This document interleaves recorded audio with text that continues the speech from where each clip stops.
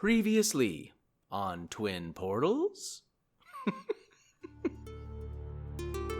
SWOJ is hot on the trail of the Stone of Golorr. The stone was nearly brought to their doorstep at the Short Rest Tavern before being snatched by a member of the Zentarim, who took it to the Graalhund villa nearby. SWOJ followed this agent into the manor, and with the help of Mr. E, an agent of Jarlaxle, they broke in. There they discovered a bloodbath, with Zentarim and Graalhund agents at each other's throats. Our heroes stormed through to the upper level of the manor, where they came into conflict with the matriarch of the estate, Yala Graalhund. However, the fight was interrupted by the entrance of the city watch. At the last moment, Mr. E abandoned the scene, stealing an ornate book from the Graalhund library and leaping through a window just as the watch arrived.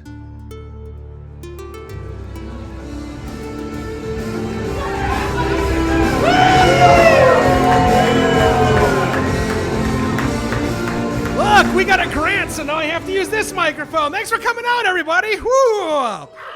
Let's get rolling. So let's bring our players out. First, we have playing Ilka Graalhund, Beth Brophy.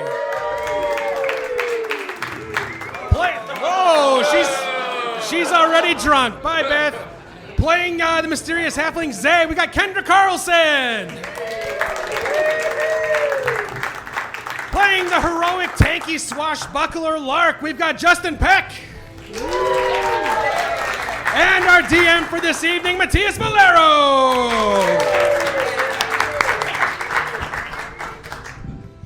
Hello, everybody.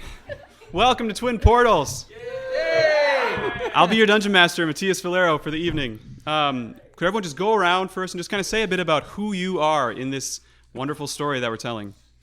My name is Lark Wavesilver. I'm a young, geeky nobleman. I'm an aspiring swashbuckler. I guess that's what's important to know about me. I have a nice hat. It does not come off. I am Ilka Graalhund. I am a local celebrity playing up my concertina in bars, and I'm recently less dead than I was. Cool. Accurate. I am Zay, a young halfling druid. I suffer from memory loss after being dumped into water deep out of a portal several weeks ago at this point. Yeah, like a Slash month year. and change. Yeah. I find this city super fascinating. I want to try everything, meet everyone, make lots of friends. I'm a proud founding member of SWOJ. Scoot, half-orc barbarian, sailor succinct. Thank you, Scoot. So, SWOJ has all been gathered by the city watch on the second floor of the villa. The tensions are high. The Graalhunds don't trust anyone. The city watch don't trust anyone. Y'all four trust each other? Yeah? Yeah, mostly. Yeah. What? Yeah, I'm okay. so offended. Yeah, Trust-ish. I'm glad we've gotten to this point. Yeah, it's been, we've only been like 2 weeks Yeah. together. Yeah. More than that. Scoot and I have been hanging out longer than Yeah. that. Yeah, I trust Scoot a lot. Yeah. Yeah. I trust Lark with my life. Yeah. Zay hauled me out of a crypt. That's got to count for something. Ilka, you had a moment on the balcony with Yala Graalhund, the matriarch of the Graalhund house. You're related to her somehow. I guess she's technically maybe your grand niece or I don't know, like you didn't have kids and you didn't have siblings. Yeah, it's confusing. But she kind of stared you down as she was protecting her children on the balcony. And as you got close to her, she growled at you and she said, She said, Ilka Graalhund was murdered, stabbed through the heart by her grandfather. Whatever you are not her. Huh. Then the city watch burst onto the scene and pulled you all inside. What do the four of you do once you're all in this tense, awkward situation? Do we know any of the city guard? You do not recognize any of them at this point. okay. It's the night shift. And we don't do anything at night. No, 5 o'clock, SWOJ shuts down. that's right. Well, you run a tavern, so you're kind of busy.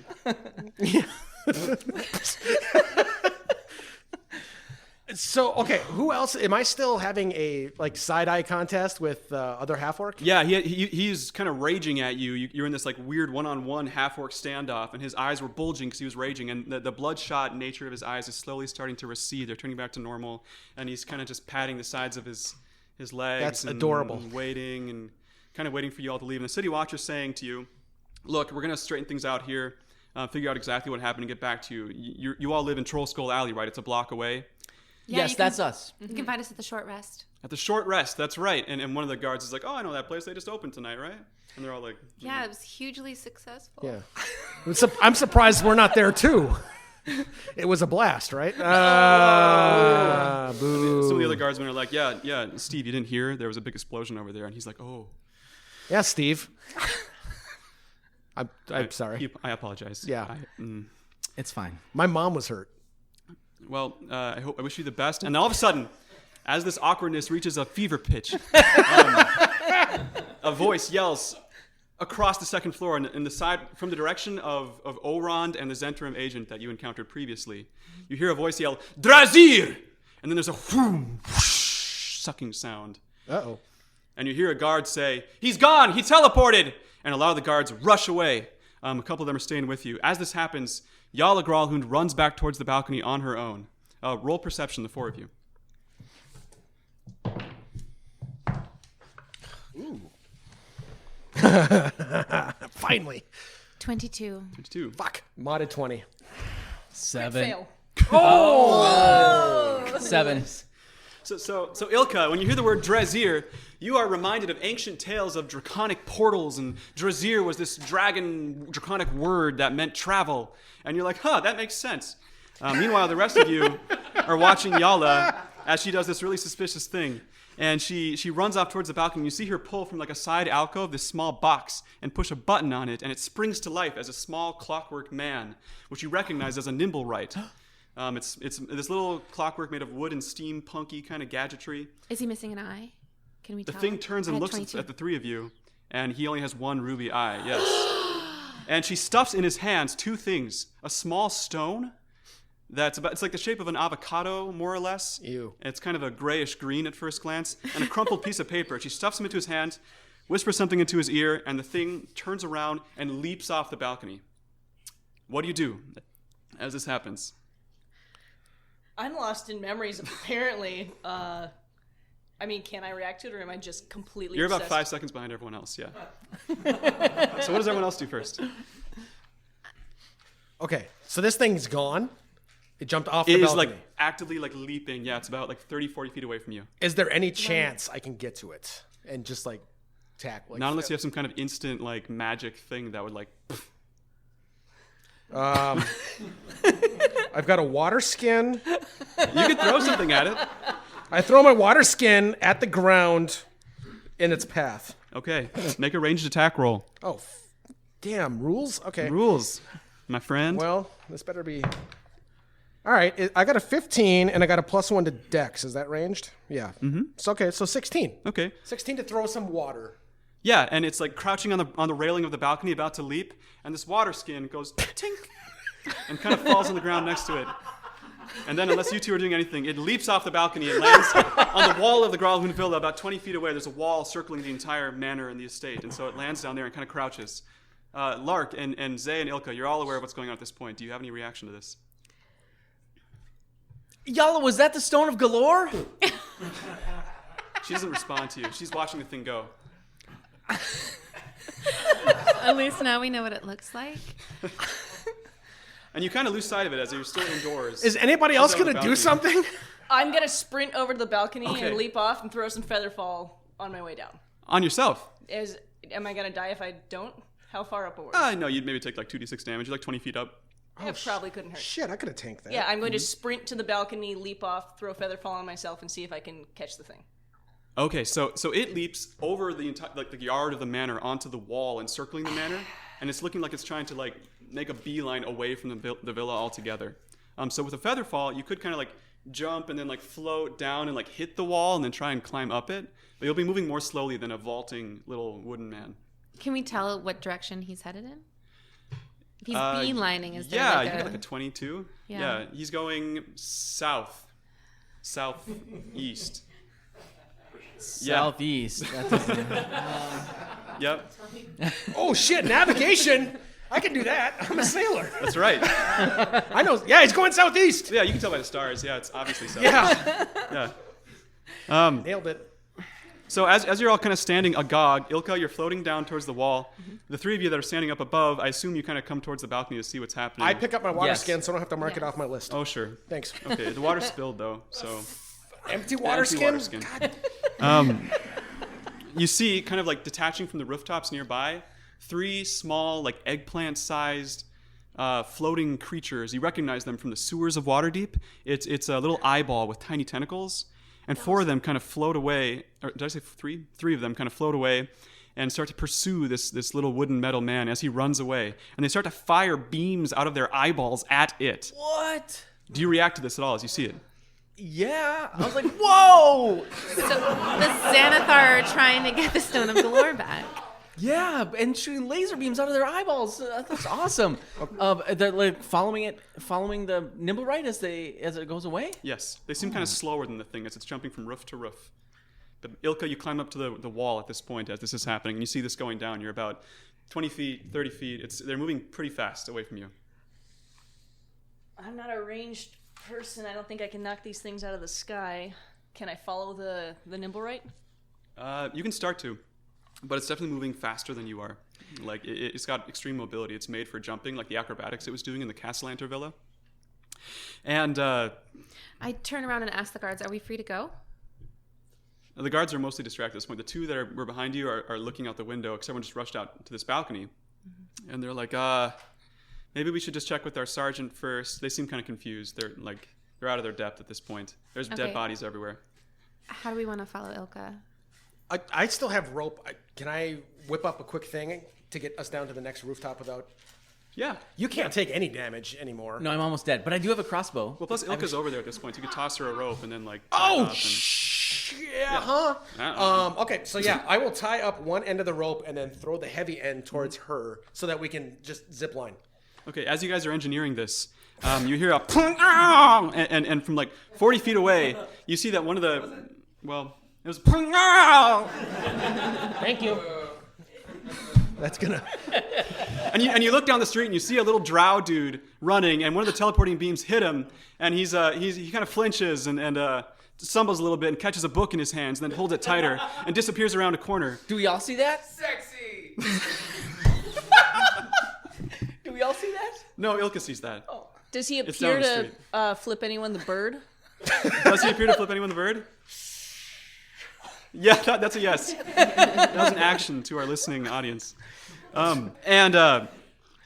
You also see that the Nimblewright that's been jumping from roof to roof got kind of pranged by one of the lasers. Pranged. And Pranged. it looks almost like, you see like a little, like the piece of parchment that it was holding kind of goes flying. And then it ducks down into an alley as it falls, and you don't see it after that. And the floating things kind of disappear down the alley with it. What do you do? Are we any closer to getting the zip line ready so we can actually... Yeah, as this all kind of goes down, you throw it over, you're kind of moving, it takes you like 10 seconds or so. I assume, yeah, we can make up a good deal of distance this way. Yeah, you're in action mode. So you're all standing on the wall of Gralhund Villa at this point together with the rope thrown around your shoulder. Did you see anything, Ilka? Yeah, a whole lot. Mr. E is back with the book, and he's still salty. Yeah. Did he flip you off? Yeah. Mr. E! But anyway, the little Nimblewright got pranged. Oh. Yeah, and it caused him to drop his little note, but then he disappeared down an alley. We should go find the note. Maybe Yeah. there'll be a clue. That doesn't seem likely. At about this point, you all hear a voice in your head that says, guys. Oh, Terry. You recognize it as Terry. Terry, what's up? We're busy. Guys, I just found a note. Oh, sweet! Floated down from the sky. I was coming to check on you guys. Oh, Guess Terry. what? Guess what, guys? What? Got a new body. Oh, what are you? Wait, Tell us don't, no, more. don't tell us. Let's find out. Let's go. Let's get surprised. And down the street, clapping away, you see Oh, no. the SWOJ mobile. Yeah? With 2 horses attached to it and no driver. Oh! And one of the horses is just doing horse clip-clapping normally, and one of them's kind of like stuck leg, like looking up at you and kind of beaming in a horsey way with a note in its mouth. Like a piece of Terry! parchment. It's kind of covered in slobber. Did you turn into a horse, Terry? I did. Oh, whoa! Yeah, my old body got pretty squished by the cart, but we patched it up. The whole crew of the Sea Plum came together and patched it up because we thought you guys might need it. We didn't know what was going on over here, but then the city watch all came rushing by the alley, and we were like, oh man, we got to send somebody out there. And so I wasn't really feeling up for it, but I jumped into the horse's body, and I'm here to help you guys. I know the horse would have probably been just as fine as an actual horse and not as me, but I feel like me being here is going to help. Absolutely, Terry. Yeah. How could it not? I'm picturing that Terry is like still in the mindset of a humanoid and like rearing back and doing all that body language with your hand with his hooves. Yeah, totally in the wagons. Like the unicorn meme, the guy with Pretty much. Yep, okay. that. Mm-hmm. Sweet. So you're all up on the wall. The city watch are some of them are trickling back onto the balcony, just kind of watching you and muttering to each other, but they don't seem to be stressed that you're leaving. Like, you're okay to go. I'm still taking the zip line down because I put that much work into it. Yeah, I agree. So I have to do this now. Ilka, before we leave, That's the noise I should make. we leave the necklace here so that we can draw the city watch we can alert them that like the Growlhounds are the ones who caused the explosion? We could leave it up here on the wall, but they last saw us up here. That's true. I could just huck Too it late. back My into nefarious plan. Never mind. Keep it as a weapon. You could huck the necklace of fireballs and just Yeah, just back into the garden. What could go wrong? Yeah. Oh, there's children there. How many children? So you do the Rowan Crooks thing and Yeah. down the zip line. And I do shout "wee" the whole way down. Yeah. Wee. And then I give Terry a big hug, a big horse hug, and like rub his head. Oh, Terry. It's like, you got any carrots? I don't know why, but I'm telepathically talking in a lower voice now. I actually, Mr. Zed. Yeah, I actually looked a second ago to Zed. see if I had anything carrot related, and I don't. I could feed him an empty water skin. I don't have rope anymore, so I, have can't some feed him that. rations. I have biscuits. I have have a capered biscuit? herring. Oh. We get sidetracked quick, Yeah. huh? What's the note say? I'm gonna take the note out of Terry's mouth. And he spits it on the ground. It's covered in drool. I wipe the drool off and read it. Okay. It looks like a map, and you recognize it as a map of the city of the dead. And there's one building in the southwest corner that is circled, and next to it says Growlhound Crypt. I don't have any idea where that would be. I don't think any of us do. We Well, haven't been actually- there many times. Yeah, Zay and Ilka met there. I show the map to everybody. I don't know what this means. Do you guys understand this? Yeah, we met there. Yeah, I mean, I go check that place out on occasion. Yeah. Oh, that's creepy, but cool. I mean, it's where I first landed in Waterdeep. It's sentimental to me. The crypt. crypt. Yeah, I suppose. Okay. I landed in a hospital, I think, Yeah. or the docks ward. One of the two. I'll have to check the birth certificate. We should go to this this thing that's circled. Yeah, I'm good We with can that. show you Terry's the like, way. I'll take you. Yeah, I leap onto Terry's back and start to. And Yeah, you grab guys like a should get in the handful of his cart. mane. Oh, you're riding on Yeah. on Terry's back. Oh my Yeah. gosh. I suppose you can. You're a halfling, so it's like nothing. It's a really bumpy ride. I switch over to the other That's horse. dressage. Yeah. Let's go, Terry, to the Growlhound the Villa, Growlhound to the City of the Dead. Okay, and as But you get in the who's- back of the SWOJ, what were you going to say? Well, who's going to be there? So the Nimblewright was going to go to someone with this rock and this note, and I imagine tell them to come meet Yala at this Growlhound Villa. But this note didn't get to that person now, so we've just got a Nimblewright wandering around with the rock. Didn't two of those floaty things head towards the Nimblewright? I mean, do we remember where roughly that was? Yeah, and we also had another clue in an earlier episode. Ilka, remember when the guy down in the prison was talking to us about they got together every fortnight at the Yes! Yeah. And And, I fe- and your crypt has been disturbed recently because Yes. I've been just checking it out on occasion. Good. That's Yeah. comforting. I feel like we should go Guys, there. take notes. Thank you so much. I wrote that I have an empty water skin. In the back of the SWOJ mobile is a pie, a warm, freshly baked pie From Scoot's Thanks, mom. Taga. from Scoot's mom. Yeah, it's an apple pie. That's not the season. It's pumpkin. Apple pie. Is it in a cannonball casing like before? It is, yeah. It's how she makes pies. Oh man, There's more than I'm enough for all of you. So does it heal me at all because I'm almost dead? Well, as it so happens, are you going like on the road now? What's the plan? I guess it takes. So are time we to not eat. going to go see where this thing last was, at least? Because it seemed like... So the Nimblewright was... Terry's like, I'll take you over there. And, Okay. and you turn around and kind of canter down the street, and you see the alley that it fell down, that Ilka points it out, or knows where it is too. and it's empty. Like, these things have moved on already. The thing didn't collapse there. No sign of. Okay, cool. All right, I'm satisfied. Plot thread finished. Good call, Scoot. Yay! That's not in my brain no more. So, for the purposes of D&D, y'all can take a short rest as you travel. Ooh. And if any spellcasters like to recover 1 spell slot due to the pie, that's okay. This pie is awesome. Oh, man, I'm not your a mom makes- spellcaster, and I appreciate that. Mom makes the best pie. I know. Can I have a rage back? I suppose probably not. It's pie. Yeah. It probably takes a rage away. Oh, any rest. No, I would say you're just I'm base level Scoot at this point. I'm even on rage. Yep. Gotcha. I don't get a hit die on a short rest, though, right? You can heal up to 3 hit dice on a short rest. Yep. You should. Up to 3d8. That's I'm almost dead, so that's what I'm gonna do. I'm giving you a massage this week. Oh, wait, I'm on the horse. Oh yeah, never mind. I'll give you the massage. Thanks, Scoot. Welcome. With your pie encrusted hands. I suggested it. I yell back. So as you make your way down, you're munching on pie, giving each other back rubs, and generally like taking a deep breath after a stressful couple hours. You see that the city is kind of alight right now. Like, it's getting close to midnight, but there's people all over the streets. There's some kind of a festival happening tonight. I guess, Lark, you would know that this is called the Feast of the Moon. It's a festival that happens at the end of Uktar, near the end of Uktar. And it signifies kind of the beginning of winter. And actually, as you clip-clop down the street, you notice that some stray snowflakes are starting to fall, and it's getting kind of chillier outside. It's that time of year. It is, after all, Fantasy November. But luckily, the high road is open and no longer under construction, so... Not quite yet. She sticks out her tongue to try to catch snowflakes. Oh, Yeah, you catch one. It's delicious. It's very pure. There's no acidity. I was waiting for a crit fail where your tongue sticks on something metal. You're poisoned from the smoggy. So eventually you make your way to the City of the Dead.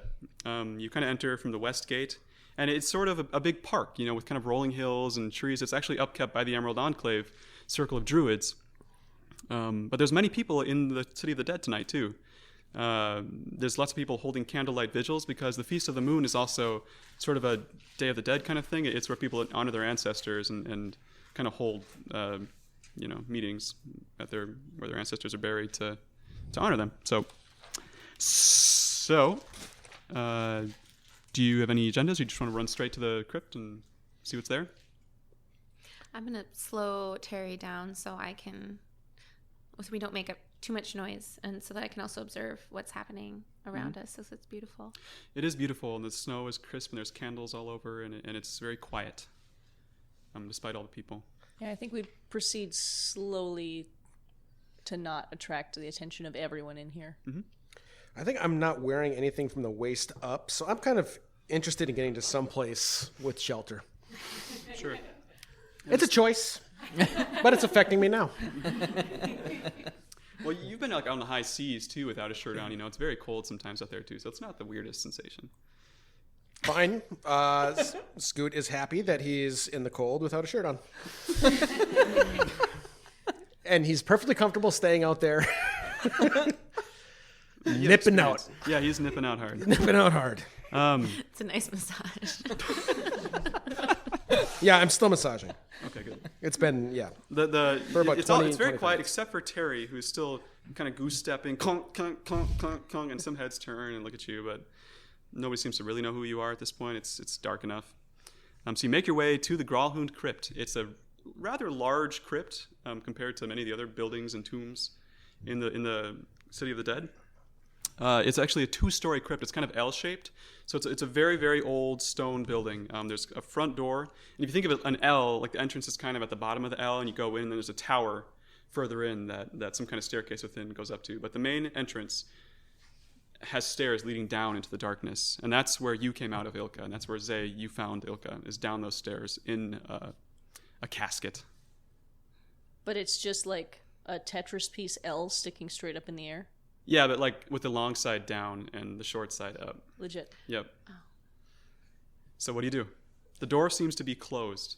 Yeah, heavy stone door. Oh, my favorite. Yep. So, I mean, if we're going to set up some sort of ambush, hoping that they're going to arrive here. Oh. Roll perception, everyone, as you get closer. I was going to smash. God That's not good. bless it.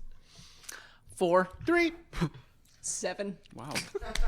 I'm super excited and familiar with this place, but I still only got a 15. 15 is enough.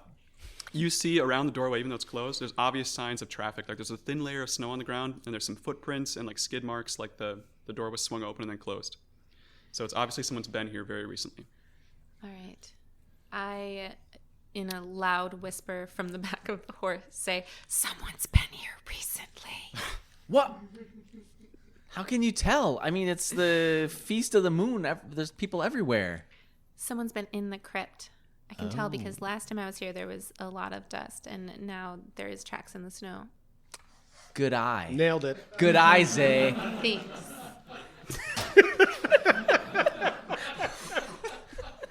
You did it. You solved my door puzzle. Man, a year ago, I had to punch myself in the nuts to solve the door puzzle. Yeah, you've come a long way. Yeah, no, I haven't. This is where we're going. This is the crypt. This is your crypt. Oh, Your yeah. family crypt. Yeah, that's the one. Cool. Let's go in. It's Do I know of any other ways in other than this main door? Or does she? I guess she would probably only come. Yeah. Do either of us know? Well, with your 15 in perception, you can see that there's like a tower in the back, that kind of goes up the short side of the tetracell. And there are definitely some kind of like crenellations, like some open windows-sized spaces going around that tower. It's kind of a circular tower. So there's that, but otherwise you don't know of any other entrance. Do you want to try to sneak in, or should we? How are you feeling, Lark? I feel like we should charge in for justice. And I meant like physically. oh, sorry. I'm feeling pretty good. The short rest that I took in the back of the SWOJ mobile made me feel a lot better. And the massage. And the massage. Oh yeah. That was super helpful. Yeah, that was my idea. Yeah. Yeah, thanks. It's a really good idea. Scoot's a good massager. D&D, everyone. I was really disappointed you didn't make me roll for the massage. No. You made her roll to catch a snowflake on her tongue. Well, that's hard to do. Yeah. I'm not that agile. Are you trying to piss off the masseuse in the town? I don't know the plural of that. Massage I wasn't even therapist. masseuses. Yeah, masseuses. Never mind, tangent. Okay. But So yeah, he could have just, crushed Lark's shoulders. Ilka, what do you recommend? Going in through the crenellations, or Can we fit through the crenellations? Probably, yes. Yes, you probably could. Sweet. How far that off? sounds like we should go in the front door. How far off the ground are those? Oh, they're, say, 30 feet up. There is a wall going around the City of the Dead. There's a gate that you went Right, through right. before, and that wall is about 30 feet up, too, so it's about that level. And it's pretty close to the wall, actually. It's like 15 feet away. Kind of ostentatious of the Growlhuns. I was thinking the same thing. A 2-story crypt. Yeah. That's really showy. Yep. Let's try the door. You sure? All right. The door swings open. Oh, You neat. see a staircase. As we approach? No, as you pull on it. Okay. Ilka, or who's pulling on it, I guess? That would have been a sweet feature. Who's I'll do it. leading? I will. Okay, Scoot, you pull the door. It opens smoothly. Almost as if it's been recently oiled or something. No, That was no neat. noise at all or anything, huh? No. Wow, cool. No. Nice, and good crypt. Inside, you see kind of the traditional crypt fare of sort of humanoid gargoyles lining the walls and a staircase going down into darkness. And you see a faint flickering light somewhere down there far away, but you can't tell what the source is yet. It goes down about 25 feet and then it levels out and disappears. Okay. And you lose the angle of vision. I've got dark vision. Is there anything else that just nope? Nope. And there's some footprints, obviously, like Okay. melted snow going in. Well- Some small robotic footprints. Ooh, do I notice that they're robotic too? I would say I so. Since tell? you're in front and you have dark vision, yes. Yeah. Okay. Yeah, I'll start easing my way down there. Okay. The rest of you? I follow Scoot. I stand right behind him. I have my rapier drawn. Does the door handle lock? Like if we pull this closed behind us, are we locked in? No, but there is a lock on the inside that you could use to kind of clunk. Let's do it. Yeah. I will slowly, quietly, as much as I can, close and lock the door behind us. Okay. And Terry's like, "Are you guys locked in there?" From outside. Wait, in our brains? In your brains, right. Oh. Terry speaks telepathically. Terry, for those who haven't seen the episode, just real quick background, he was their Zuber driver, like a taxi driver. And he got put into the body of an intellect devourer, which is this small brain with legs that takes over people's minds. So he's kind of hopped from body to body, and now he's their horse and their cab driver. And he's telepathic. Okay. Yeah, I'm going to keep on moving down until I can start to see stuff. Okay. Yeah, Terry, will you let us know if anyone else arrives? Yes, I will. I'll keep watch. I'll kind of patrol around slowly and casually, Thanks, Terry. even though we don't have a driver. So casual. Yeah. If you keep marching in that super subtle way, I think that's perfect. Really, I thought it was kind of obvious, but hope you're not blowing smoke. No, Lark. keep working on it. Keep working on it. You're doing great. Thanks. Okay, I can do this. I'm going to hum our theme song as we're sneaking down the stairs. Dun, dun, dun, dun, dun. Lark. Sorry. Scoot. Yeah, hi. You reach the bottom of the stairs, and there's no sign of life, but there is a sort of an L turn, Okay. and like poking out from the end of that turn, Oh, You this, see- this is not the upward not turn. the upward turn, no, like just to the right. Okay. You see a pair of feet like sticking out, like laying on the ground. Uh-oh. Ooh. Yeah, human feet with shoes, Ooh. boots actually. I've been collecting those lately. Yeah, The boots, not the... and I you still- can all see this in the flickering light, which is coming from some kind of torch or something right around the corner. All I right. think somebody's sleeping up there, Scoot.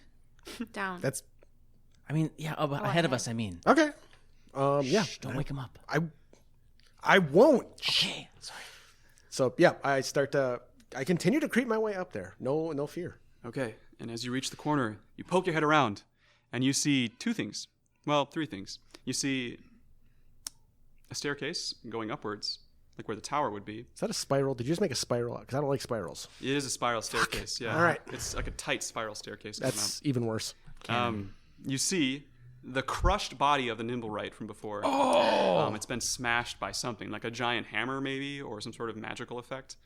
Its eyeball is loose. Its whole body's kind of crumpled and ripped apart. Ooh, free eyeball. Yeah. You hear a baby crying from somewhere in the distance. It's very ominous. Hi, Eliza. Hey, Eliza. And Baby's first D&D. and then next to the crumpled body of the Nimblewright, you see the other Ilka with a sword right through where her heart would be, Yikes. looking dead, Roll but dead. not bleeding. Does only Scoot see this, or do the rest of us see it? Well, Scoot sees it first. And if the rest of you are following, then you pile in and see it. Like the Mystery Machine Gang. Sort of. So you said this area is well lit, or There's enough. one torch on the wall, yeah, Okay. with some kind of a continual flame keeping it alight. And there's no other way to go in this direction but back up again? And the spirals. Right, it kind of ends. And there's several like coffins all around, including the one that Ilka came out of originally is at the end of this hallway. Okay. Does it look like a coffin could have caused this crushing damage? No, not really. And the coffins are all still in place for one Okay. thing. But it's not like he's under something, unless like somebody picked it up and smashed him Yeah. with it, maybe. But Well, yeah, maybe. I just recently did that, so I It appreciate looks that like he's got effect. like parts laying all over the place, so it's not really clear. I wasn't sure because when he described it, it sounded like it was like one hit. Like it just Yeah, and then like because he's mechanical, like bits and pieces kind of flew everywhere. okay, and he like fell apart. springs, pling, Yep, yeah, all over exactly. the place. Okay. Yep. Is there anything significant about the sword that's left in Ilka? Like, is the weapon Roll still investigation. there? 23. The sword seems like a not a very well maintained, typical sort of mercenary long sword. However, as you're looking at the wound, you see that there's no blood coming out, just kind of a black ichor sort of pooling right around the opening. And as you're looking at it, the dead corpse of the other Ilka suddenly like pushes off the ground slightly, like onto the blade of the sword, and starts to rise slowly. Ah. How do you react to this? I get my great axe ready. Zilka, I'm so sorry I took your magic rapier. And the body pushes up with the sword still through her chest. Uh-oh. And kind of like slumps to the side and sits down, leaning against one of the coffins with the sword through her, and then kind of like limply starts trying to pull it out. Doesn't Zay even really runs acknowledge over the and four of you. pulls the sword out. That Okay. looks uncomfortable. And she kind of falls forward and braces herself. Kind of leans back against the coffin again with this hole in her chest right next to the center of her heart. And you can see that like just kind of like right in this gut area, there's all kinds of scarring and mottled tissue. And she just kind of looks at the four of you silently, looking exhausted and almost like incapable of reacting, pretty much like very stunned. Gross, but kind of awesome. Zilko, should we hide you so you can rest? I say to her. Her eyes kind of go out of focus, and then blearily she looks at you, say, and then her arm starts kind of twitching, and she points like this upwards with one finger. Should we bring you, or should we go on our own? Are you offering to carry her? I mean, I don't know if she needs to go upstairs or if she just wants us to follow the person who stole the shit and stabbed her. Or she just needs to go number one. I don't know. Or she's saying we're number one. Yeah, I know. It's hard to That's definitely it. understand. We are a SWOJ. Like a tree sloth, she kind of slowly sticks her fingers in her wound and covers them in this black ichor. Ew. And then on the wall, Oh, boy. or on the coffin behind her, draws this 3-pointed symbol that you recognize as the symbol of the cult of Asmodeus. And then she points upwards and kind of slumps against the wall like that took all the energy out of her to do that. The cult Right. of Asmodeus is number one.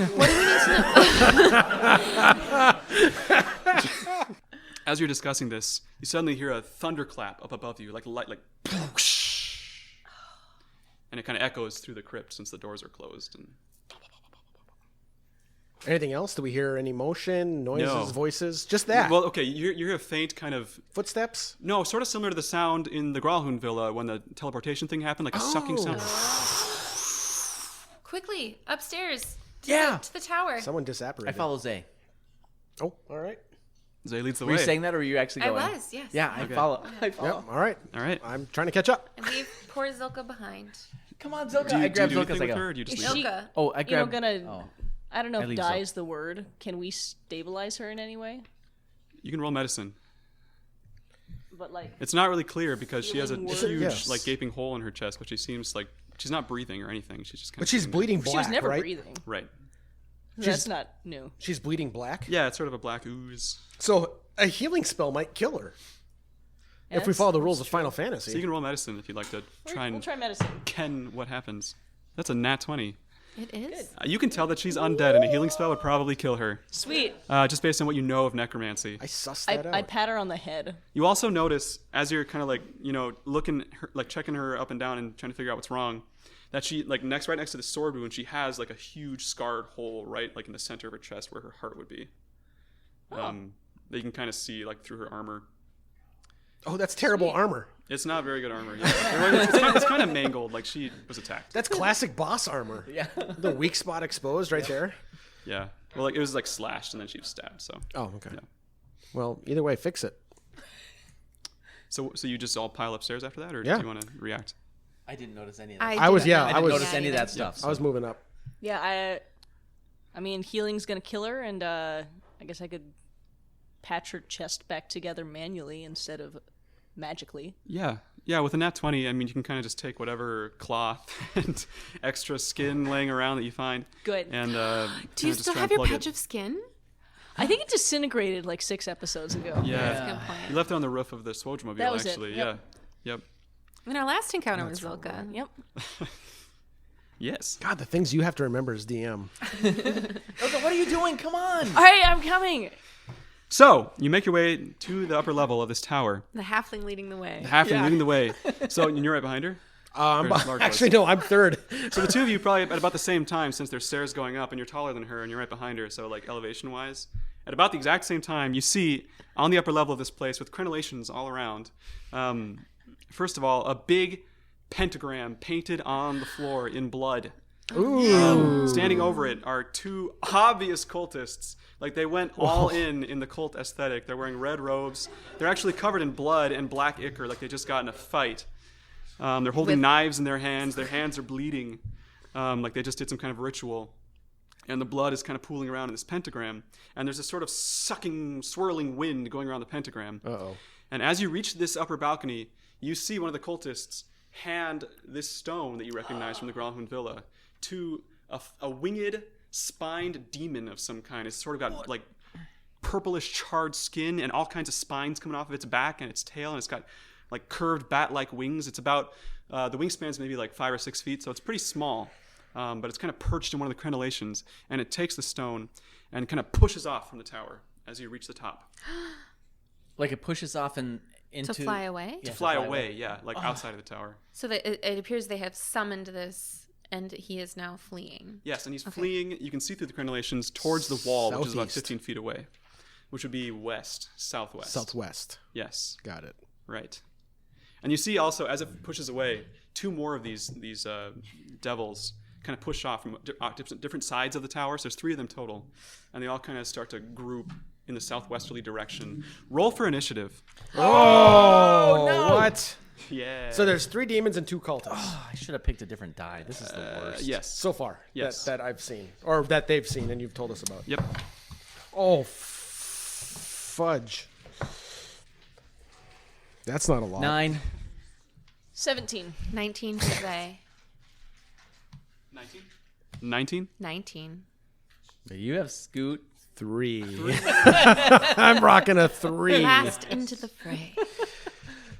Not only am I last, but I'm actually obstructing Ilka. She's going to have to climb over me on this narrow spiral staircase. Zay, you go first in the scenario. I run forward, pulling the sickle of windiness, and I, also known as the storm sickle, I like Sickle of Windiness. Sickle of Windiness. and I aim it towards the demon that I could see had the stone. Mm-hmm. And It's about 30 feet away as it's flying. As the demon flies.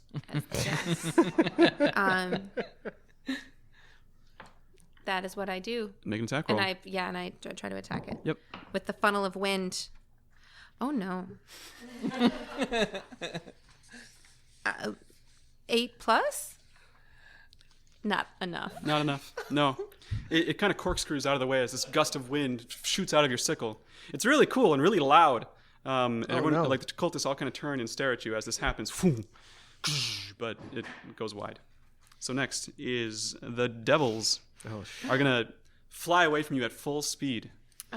So they're about 80 feet away. They're flying really low over the rooftops, and you can see there's a clear path. Like there's all kinds of ropes and chimneys kind of connecting the rooftops, balconies and stuff. So you could definitely make a passage that direction. By leaping and jumping and whatever else you need to do. Ilka, what do you do? So you're saying we could follow them right now, or we have Yes. to fight our way through these cultists first? Well, the cultists don't seem happy to see you, but it's up to you. I think it's more important to get the rock. How fast are the devils flying? About as fast as you can run, it seems like. So as far as this chase goes, guys, if you want to chase them, we're going to use kind of our own little homebrewy rules, so it's not like 30 feet, 40 feet, 30 feet, 40 feet, whatever, because that's really boring. And instead what we're going to do is do it as skill checks. So you'll roll for your turn, when it's your turn in initiative. If you want to just go as fast as you can and try to get to them, just make a roll and use your acrobatics or athletics. And get creative with it. Like whatever you want to do, or like things you want to find or try, go for it. And if you roll and beat their roll, you will start catching up, and you will probably be successful with what you want to do. So, Is there an exit in the 30-foot wall in any way in the direction they're headed? I telepathically communicate with Terry if I can out of turn and tell him to meet us on the southwest side of the tower. okay, you don't get a response right away Okay. because he's the one that does the telepathy. I'm like, Terry. Yeah. So, but Ilka, what would you like to do?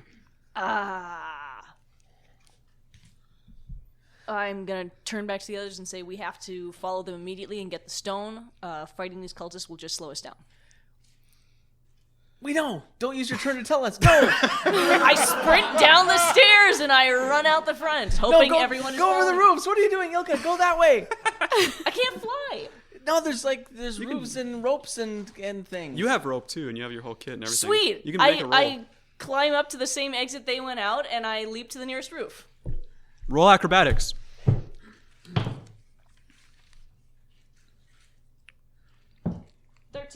13. Yeah, you make it. So is your goal just trying to catch up to them as fast as you can, pretty much? Your goal Yes. is just to move towards them. Okay. You start pursuit. So you guys see Ilka kind of vault over the roof, out of the crenellations, onto the wall, and then it's like a thin alley between the wall around the City of the Dead and the first rooftop. So you scramble onto the rooftop, and you're at least keeping pace with them for sure. It seems like as you're chasing them, you can see the devils are kind of fighting with each other over the stone. So they're not moving as fast as they could, but they're kind of squabbling and pulling it from each other, and they're all kind of tangled up as they fly. So the next person is Lark. I'm going to do the same thing, and I'm going to shout, "For justice!" and then I'm going to jump as quickly as I can after them. Okay. And I roll a 14. Okay. So you With keep pace with with Ilka. acrobatics, yeah? You keep pace with Ilka. Yep. Yeah. And do you want to do anything else, or just charge ahead and jump over the rooftops? I want to also... I want to... No, I want to dash. Yeah. So actually, when you make these rolls, use advantage because of your rogue abilities, just to kind of abstract that. Just say you can roll twice and use the better result. I rolled a 14 again. Nice. So you keep pace with Ilka.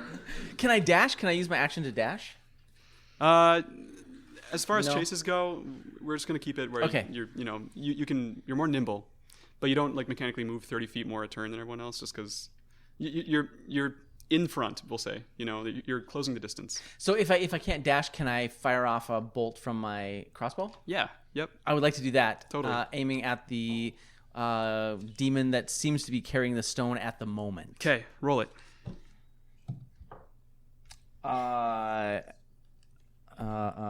That's the 9. 9. It again goes wide. Like there's some residual whirlwind effects from Zay's attack, and I'm so sorry. the bolt goes wide. The two cultists then whirl towards Zay and Scoot and try to stab you with Cool. knives.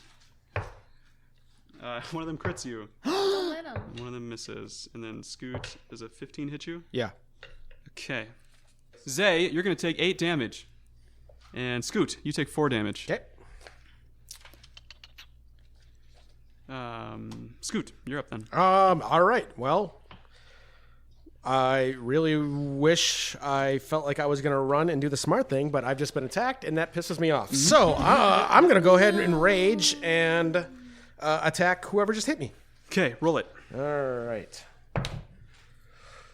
That was at a 20, and then a 14, and then finished on a 6. If you're raging, you have advantage, right? So you can I don't... on strength checks. is this a strength check or an attack roll? I'll take the You got advantage. Zay there too, so we'll say I'll you take go the for it. advantage. Advantage! Yay, that's 17 plus a bunch. Okay. All right. So 1d12. That's this funny shaped one. That was a 12, and then it rolled onto a 4. So I hate all these dice. That will be a 7 slashing damage.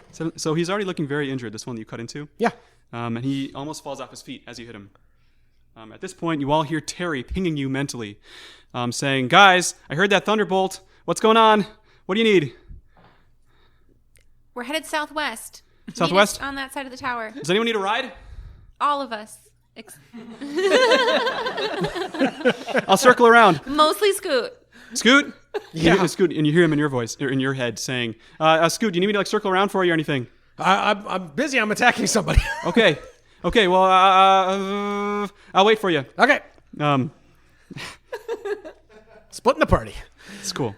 Zay, what do you want to do? Zay takes one look at Scoot and sighs a little, and then turns into a giant wolf spider and begins to pursue everyone else. Do you jump out of the crenellations before you turn into a wolf spider? Yes. Okay. Mid-jump. Spider. Whoa, That's pretty cool. sick. Like a certain cinematic, yeah. Yeah. Awesome. And you land on the wall. It's a giant wolf spider. Yeah. And you just make your roll to see how far you get. D20. Yep. Oh, no. 2. 2. Minus 1.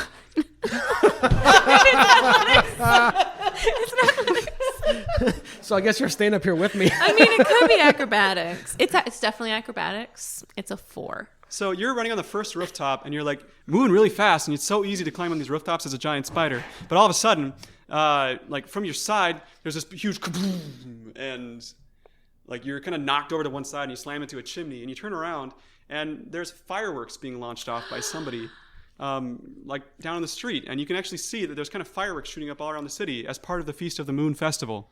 And you hear some kind of music in the distance as you kind of get your bearings again, and you see that these folks are all about 30 feet ahead of you at this point, and the devils are about 40 feet beyond that. And they all kind of turn and look at these fireworks as they're all going off and look a little bit worried, like there's going to be people watching the skies, and they fly even lower to the ground and slow their pace down a little bit. So Zay is trailing Ilka. How close are the devils to each other? They are very close to each other, like within 5-10 feet. Sweet. I'm going to throw shatter at them. Ah, okay. So Because they all they make... are. I've got a 60-foot range on that. Yep. So that's a huge burst of noise that makes them see their worst fears. It demoralizes them, and they all need a Constitution saving throw, and they take 3d8 thunder damage if they fail. Okay. Uno. Dos. Y tres. 2 of them succeed and 1 of them fails. The successful ones take half the damage. Mhm. So the failed one takes 5, the others take 2.5, however you measure that. We'll say 3. Okay, so one of them kind of tumbles out of the sky and looks extremely offended that you would even like dare to assault its mind, and it whirls around and like flares its wings out and swoops towards you, Zay, or Ilka. The other 2, however, keep going with the stone. They seem to be unperturbed. Am I fighting it now? Not yet. Next is the demons. They seem to be sort of circling around a little bit, like they're looking for something down below. And as they're flying around, you suddenly hear a caw. Roll perception, the 3 of you. 14. Because it is like midnight at this point, so there's fireworks lighting up the roofs, but it's pretty dark. 13. 10. 10. Lark and Zay, you see a flock of pigeons kind of flying from the north. They seem to be led by this really bedraggled pigeon with almost no feathers that's somehow still aloft with a very determined and angry look in its eyes. Sally! And they kind of like a swarm of bees, they just like overtake these 2 devils that are ahead. And they kind of get lost in this swirling maelstrom of pigeon feathers. And you see pigeons kind of flying right and left as the devils claw at them. Like they don't stand any chance, but they're slowing them down a little bit. And you see Sally kind of bombarding them with her beak and her claws. She seems shockingly aware of what's going on. Well, I told her about our mission. Mm-hmm. Yeah. Yeah, Nice. that's true. Did you already go? Yeah, I shattered them. Yeah. So next is Lark. I'm going to continue my pursuit of the demon that has the stone, whichever one has it at the moment. I'm going to go towards them as quickly as possible, using as many flourishes and really showy maneuvers as I can as I do it. Mm-hmm. Yeah. So the one that's attacking Ilka now would be the one that's closest. But does that one have the stone? Oh, I see. No. Okay. No, I'm going after the one that has the stone. Okay, so make your acrobatics roll. That is a 23. Nice. Yeah. Oh. And they rolled a 1 on theirs. Oh, So yeah. yeah, like you. That's less. How do you want to like get close to them? Like, what amazing acrobatics do you do? Like, on the I'm rooftops of gonna. Waterdeep? So there's a string of clothes, like there's Yep. a line with clothes hanging from Yep. it. I'm gonna slide across that and jump off and do I catch it? I want to The line of clothes? No, I mean the demon. Have I caught up to it? Oh yeah, I mean like however you want to do it. Like you Yeah, catch I up want to to. it. I want to swing off the line of clothes and then wrap myself around the demon. Wow, and it burns and it's got spines all over it. That like. That's bad. But the one that has the stone? Yeah, the one that has the stone. Okay, so you bring it down onto the roof, and it throws the stone as you do so, and the one remaining demon that's like swarmed by pigeons, like swoops down and catches it, and then like dovetails into an alley right around the corner, like down below, street level. So what do you do to the demon that you grabbed? You want to roll a grapple? I do want to roll a grapple. Do it. It's not great. 6. 6. Okay. So the demon like kicks at you and stabs at you. You're the pokiest demon. Ouch! It is the pokiest demon. It's actually a spined devil for the monster manual. What? Grognards out there. And so, as part of that, you are going to take Not a lot. 5 piercing damage and 6 fire damage. Oh my god. As the wound kind of like burns within you from the stab of the spine, and then it kind of crawls away down the alley. Ow! Ilka, one of them attacks you as well, the one that flared its wings and dived towards you. Drawing my song sword and stabbing at it. Uh-huh. It misses completely. So you parry its attack as it kind of collapses onto the rooftop next to you. Scoot, Yeah. you are in the room with 2 cultists. Yeah. They're kind of peering off at you with daggers, and you hear Terry's voice kind of screaming in your head, like, Scoot, everyone's running away. There's devils and pigeons and fireworks. What do I do? What do I do? Fine. I'm pulled up next to the tower. All right, fine. I'll be there in a second. Okay. And what do you do? I guess I'm gonna disengage and run. Can I get to wherever Terry is? Yeah, it's like a 20-foot jump down to the cart. He's pulled up right next to it. Oh, perfect. Yeah, I'll disengage and go. Okay. Yeah. Roll acrobatics to see if you don't hurt yourself. I feel like this happens every live show. Like some kind of leap. Can it be athletics? Not for a jump down. That'll be 18. Yeah, you stick the landing. Oh! Like right next to the pie, and like a piece of pie bounces up and lands in your hand. I'm thinking of myself superhero landing on Terry, causing him no damage, and still getting pie. Cool. Yeah, it's agreed. That's what you imagine it like in your head. Yeah, that's what I see. Yeah.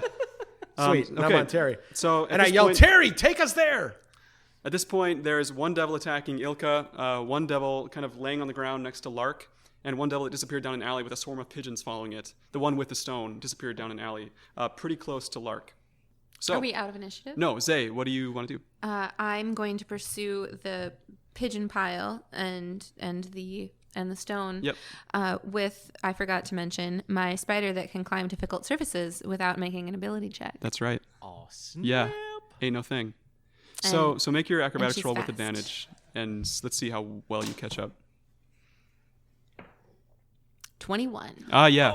So, okay, why don't you two make your rolls at the same time? Are you going to fight or are you going to pursue for this round? Do you think? Pursue. How injured is the devil I'm dealing with? It is Do I need to? not injured at all. Oh, then I need to incapacitate it. So I'm going to hit him, slash him, stab him with my sword. Okay. In that case, make your acrobatics roll at the same time, Mark. God damn it. 7. Yeah, so the two of you catch up to the demon that fell down the alley. Zay, you do it naturally. You just kind of peel your way down the wall of this building as a spider.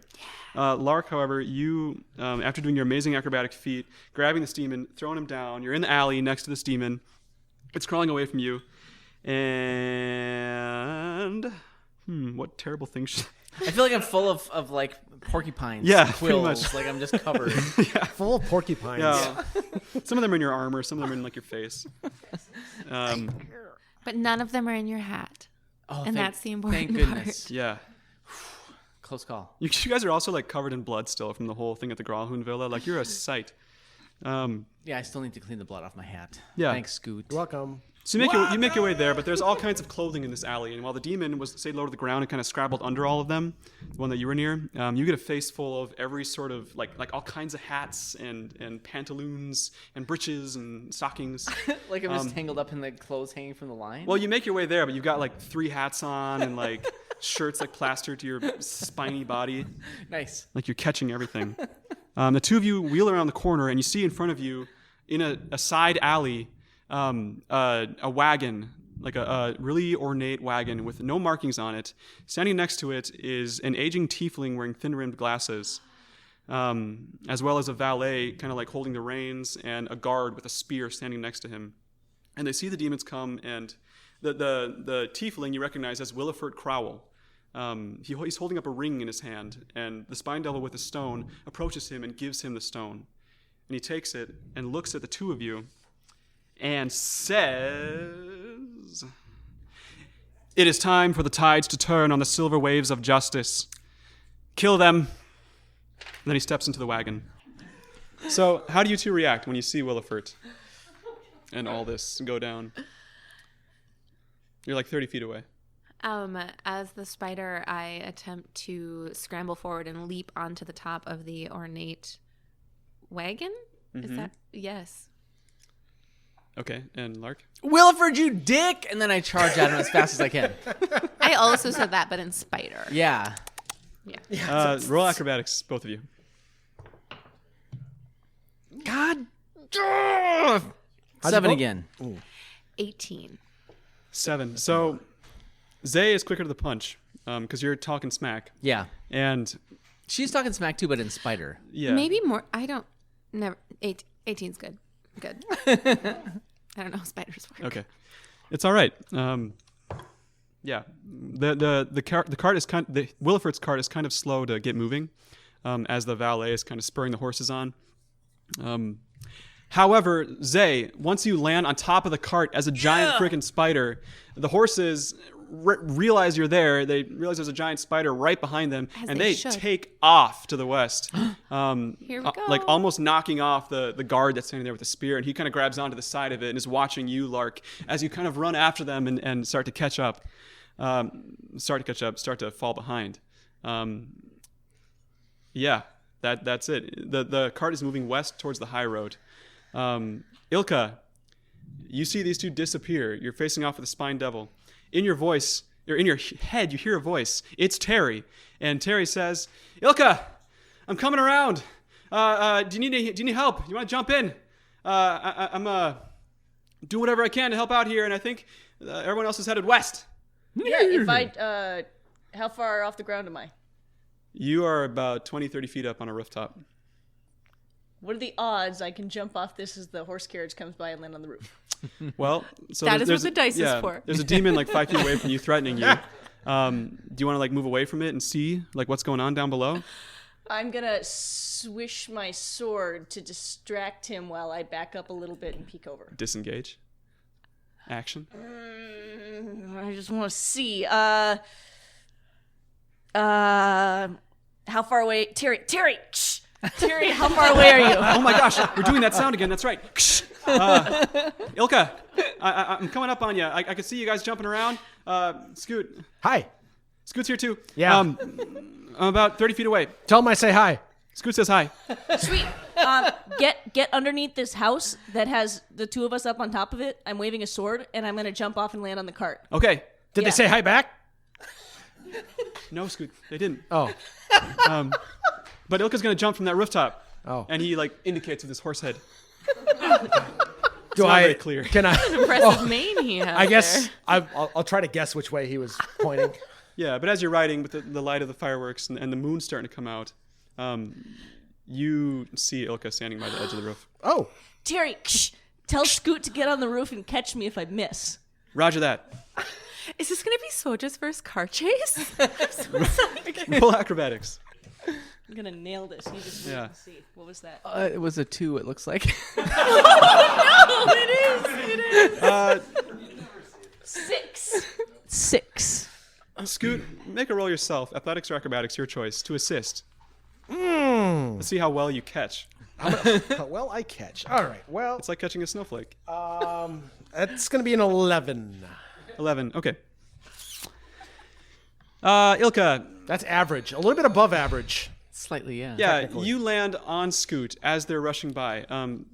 Scoot, you're kind of bracing yourself against the cart so you don't get hurt. No. But it's very ungainly, and pie spills all over the two of you. You're very sticky sweet. But Terry's like, I gotcha. Let's go. And him and the other horse just like book it, like he's yanking the other horse to the west. I say, hey Terry. Yeah. Are you like you say that or you think it? I guess I probably say it to get his attention with the noise. Okay. Until Beth, he's like, what? What's going on? What? He's just trying to like keep his bearings. What's the other horse's name? I never asked. I'll ask. Thank you. Over. It's Chestnut.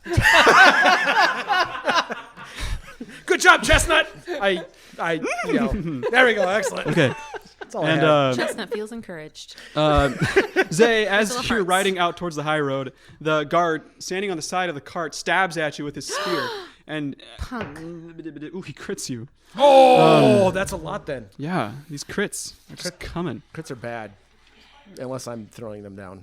As he stabs you, you notice that this sort of glamour covering his body changes, and his beard suddenly changes to like serpents coming off his chin. And his spear turns into like this demonic pike with like black fire burning on it, and he stabs it into the side of your spidery abdomen, and you are gonna take some damage. The thorax. Thank you. That's Thanks, the big audience. butt part. Yes, we need to the you. rescue. You take 19 damage. Oh, spider damage. Make a Constitution save. Oh, no, spider constitution. Yeah, that's great. You're gonna do wonderful. Oh, that's not right. 60. No. Wrong die. Wow. Wrong die. 20. But not that. Okay. Modified And 20. the wound burns but doesn't seem to linger afterwards. He pulls it back out, and the ride's very bumpy, and so he can't really keep it in you to cauterize you or anything like that. Lark, what do you want to do? You're starting to trail behind. You see the cart reach the high road, and there's definitely some kind of commotion, like a big crowd, about 50 feet away from you. It's moving slightly faster than you. Can I put my head down and dash now? Did I have a turn? Oh, yeah, I suppose, Zay, you're higher in initiative. So what did you want to do on top of the cart once you're up there? But is my turn after the guard's turn? Yep. It's after. Okay. Yep. I'm going to. So now that my giant wolf spider has served its purpose, I'm going to turn back into a halfling, and I'm going to cast fairy fire on the wagon. Okay. So we now glow violet. You ain't gonna lose us in this parade. Good choice. Good choice. Vikings colors. The creature would also, if he fails a dexterity check, the demon stabby guy. Okay. We light everything around us in a 10-foot radius, and any attack rolls against this has advantage if y'all can see it. Also, I might encourage just random people to attack us. I'm going to start yelling that. Yeah. Hey, hit that guy. And As a I'm very spider? charming. As a charming spider. Oh no, she- Oh, you're changing back. Okay. Say Okay. again. Okay. I probably know half these people. Okay. And we can. The object cannot turn invisible. Right. Does it hit you too, riding on top of the cart? Sure. Roll dexterity. Oh shit. Oh. What? 11. And it's a DC 12. Oh no. Oh. I didn't write that down. It would be 8 plus your wisdom plus proficiency. So I think that's 13 or 12. I mean, will it? I mean, I guess I also glow violet. Yeah. It's a big violet cacophony of color and kaleidoscopic. Can I be blue? Visual I'm noise. going to be blue. I go green. Ah, Everything so is you really stand violet, out. but I am green. Okay. Okay. Oh. Is that And, yeah, and as cool? the cart All right. wheels around onto the high road, there's like a cheer from the crowd. Like this is a new Yeah, this is float or amazing. something. And like people, and like you turn around the corner and you can see the high road is packed with people. Even though it's like midnight, this is like a big affair in the city. A lot of the folks from City of the Dead have kind of trickled back towards the high road. And the Sea Maidens Fair seems to be out. You recognize some of the floats from what they were packing up down by the docks. Yeah. There's musicians and acrobats. There's like a big blimp of a dragon and a beholder and a griffin. And It's now a glowy amazing. ornate And a wagon. glowy Yeah. ornate wagon that is like Cool. running people over. Oh, But it's No. like the crowd's reaction hasn't quite caught up to that yet. okay. So Lark, It's me now. yeah, you see this wagon erupt in color. And what's the moon status? The moon status is that it's a waning moon, but it's still bright enough that it hits you if your skin's exposed. Uh-oh. It is. Okay. Oh. Yep, I'm gonna run in. As I'm running, I'm gonna try to, you know how when you're a kid and you're like trying to step on like the different colored tile or whatever. I'm gonna do that, except I'm gonna be stepping into the moon anytime that I can Oh, on nice. purpose. Nice, like through the shadows. Ooh. Sorry Yeah. about there. Okay. No, into the moon, out of the shadows. Yeah, out of the Yeah, shadows, yeah, like yeah. around the shadows. Yes, Getting full moon exposure. full moon You exposure. could take off your hat for more. I know. No, it doesn't come No. off. All right. So make your acrobatics roll with advantage. It was a nice Oh, nice. Okay. thought, but no. Well, that's a 19. A 19 and an 18, so I'm going to take a 24. Yeah, so you start to like semi-lycanthrope as you go, and you're amazingly in control of this as your body kind of stretches and becomes more muscular and your legs become longer. Your hat becomes tighter on your head, but doesn't rip. Good.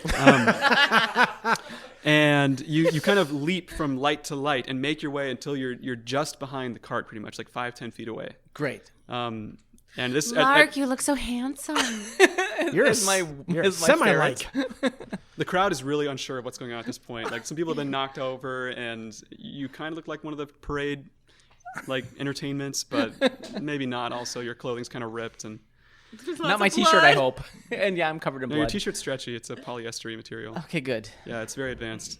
Fantasy polyester. Fantasy It's polyester. Zoliester. Can I use my? Do I have any of my action left? Like, can I lunge at the? Yes. Revenge. You got like a me. 24 with your acrobatics. Yes, I did. We'll say not this round. Next Okay, round. But fair. you're totally within range. Point of clarification. Yes. The damage the crit damage I took from the guard creepy snake dude. Yep. My wolf spider form absorbed that. Right. So now you're totally healthy. Yep. Your skin molded get your back to old normal. hit I mean, pull back. except for the damage I had already taken as a halfling. Correct. Yep. Good. On the same page. Magic. It makes sense. Druids. Yeah. Magic, it makes sense. Yeah. Trademark. Magic did it. Ilka, you landed in the cart. You and Scoot are careening wildly to the west down one of the main roads, and you're going towards the high road. Lark, you're booking it down the high road from the north, chasing this cart going south. All of a sudden, the cart that you two are on wheels around the corner and slams into this purple, glowing, richly decorated vehicle. You see Zay riding on top of it, glowing bright green. The crowd is cheering. Some of them are screaming, and Lark is like panting behind as this sort of half lycanthropic version of himself. My hat on still. The both wagons almost go off their wheels, and they kind of like collide and then diagonally veer around the high road, like knocking people over. It's very dangerous. And then both kind of make their way south, side by side, pretty much. The bearded devil that was holding onto the side of Willifert's cart kind of ducks indoors so he doesn't get slammed by the SWOJ mobile as you come around. But he does take 5 damage. Good. As it kind of crushes into him. So, Ilka, what would you like to do first? Lark is running behind us. Yeah, How far back? like 10 feet. I want to get him up on the wagon. However possible. I'll catch up on my next He'll turn. catch up. He'll Yeah. catch up. And we're neck and neck with this thing. Yeah, yep. Lark's then- like, I'll catch up on my next turn. Yeah. Don't worry about me. I believe in you, Lark. I'm gonna go stab this guy. I'm gonna jump from our cart to the other one with my sword and stab through the window. Okay. Make an Your attack roll. singing sword? Yeah. It makes music. 19 and something. Yeah, that's a big hit. Yeah. Roll damage. Yeah, and the music makes a counterpoint to the sound of the parade all around you. It sounds awesome. 6 damage. 'Kay. I'm thinking this is gonna sound like about 6 French horns at the same time. And as you think that, that's the way the music happens. It's amazing. Like, it's attuned to your mind. Before you had a quartet, but now there's at least 6 instruments. Like, being in your family crypt brought you closer to this sword. French horns. Yep. Okay. And you slashed into him through the window of the cart. You said you jumped onto that cart as well? Yeah. Okay. Scoot, what would you like to do? All right, so I'm on the cart. Yep, you're on the SWOJ mobile. You're covered in pie. Okay, I'm covered in pie. And there's bad guys around. There are at least 3 bad guys. At least 3 bad guys. The spine devils, the flying ones, seem to be behind you. They're not keeping up. Okay. Which one did Ilka just attack? The guard with the big spear that stabbed Zay. Oh, yeah. There's also a valet kind of like driving the horses on the front seat. There's 2 horses. And then Williford is beyond the spear guy, like within the wagon. Okay. I think that valet guy was probably giving me some shit, huh? I think He actually looks kind of terrified. He's just a human. All right. Well, then here's my plan then. I would like to go up to the valet guy. Okay. And Like you step up to the front seat of the SWOJ mobile and like turn to look at him? well, or- behind him. Oh, okay. Yeah, I'm going to say, sneak attack as well as a pie-covered half-orc barbarian can do. And I'm just going to pick him up and throw him off. Okay. Make a attack roll, first of all. A Okay. grapple. It was on a 20 and you it still rolled raging? to a Probably 2. not, 'cause- No, it's been a while since yeah. Okay. No, that's a 2. He seems to be well practiced in some sort of amazing martial art. And as you come up behind him and try to grab him, he like blocks you with an elbow and like holds you at arm's length amazingly as like a scrawny human. And keeps on driving the cart. And he one looks hand? back at you. He looks back at you and looks back at the cart. And just starts screaming wildly. He's like terrified for his life. He's like, "Please don't hurt me!" That may have convinced me. I'm not sure yet. I'll decide on my next turn. Williford is going to shoot at you, Ilka, with a little hand crossbow that he has. Cute. Does a 14 hit you? I think it does. Yes. It takes 3 damage. I take 3 damage? You take 3 damage, so he kind of pling over the bearded devil. Poing. Yep. Poing. He prangs you with a crossbow bolt. Solid. Zay, what do you got? Is there any chance I could use the sickle as a deterring? Essentially, what I'd like to do is like shoot it ahead 60 feet into the crowd to clear the crowd without damaging them. Is that a possibility? Try it. Make an attack roll. No. Okay. Let's see how much control you have over it. It's been 4 citizens get decapitated by wind. all right. I'm gonna try to move people out of our way. Yeah. I rolled I modified 21. Oh, you absolutely do it. Like you start swinging the sickle back and forth, and the gusts of wind are kind of these like broad sweeps, rather than like a focused kind of slam. And people start kind of flying around, not too forcefully, but just enough to kind of scoot them out of the way as these 2 carts careen down the parade lane. Like one of the blimps kind of goes flying. Some of the carnies are like swearing at you under their breath. You could be dead. You hear a griffin's call overhead, and someone's like, "It's the watch. They're coming." Don't worry. People are starting to like get savvy to what's going on here. Like this is not part of the parade, and people are going flying all over the place. And there's, You don't need me to explain it to you. But it's beautiful. It is lovely beautiful. Description. Lark, what would you like to do? So I am close enough now. Can I lunge and get to Wilford? Make an acrobatics roll. I'm coming for you, Williford. I rolled a 2. That's like the 10th time in a row. God. 7. You had advantage before too. I did? You're Okay, good. lycanthroping and you have your dash. So. Okay, well then it's a 15. Woo! Okay. So how do you want to do it? You want to kind of like leap towards the cart and then like hook yourself around the side of it and feet first into the. I'm cabin? aiming for Williford. Can I get? Do I have a clear path to him, or do I need to go for the cart first? Well, he's inside, so you could maybe like catch up to the side of it and like leap in from the side. Yeah, or that's what I whatever want to you try to do. I'm leaping into the side. Okay, and what do you attack him with? My my claws. Okay, make an attack roll. Your with hand strength. fangs. My hand fangs. Give yourself a +2 to that modifier. Okay. Your strength is 0 normally, but you're morphing out. 10. So 10. He ducks under your claw, and growls at you menacingly. And as he ducks down, you kind of see his eyes start to glow in this weird way. You're not really sure what's going on exactly. It's almost like the terror is like showing itself on his face with light. It's strange and mysterious and magical. Am I inside the cart now, or am I hanging on to the side?